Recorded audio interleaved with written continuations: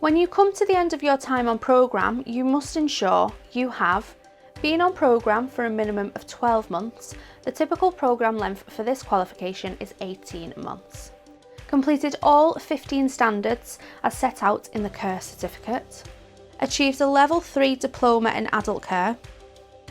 Following the completion of the diploma, during the last 3 months of the apprenticeship, you must collate testimonies from people who use the service. In the last month of your apprenticeship, you must also undertake a self-assessment. Completed any functional skills qualifications required.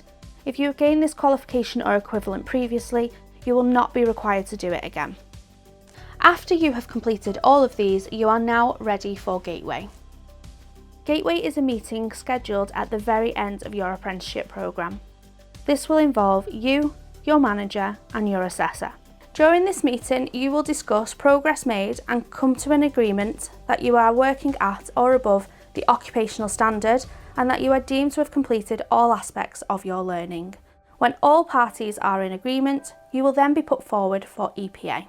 You must also submit your self-assessment and 2 witness testimonies completed in the final months of your apprenticeship. We ask that if you require any reasonable adjustments or if there are any important information you wish us to take into consideration during the EPA process, you let us know at the Gateway meeting.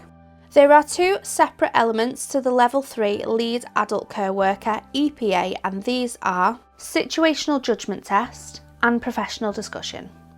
Let's take a look at what these elements involve and what you need to prepare for. The test is based on real-life scenario questions. There are 60 questions in total, which are all multiple choice. If you score 40 marks, you will receive a pass.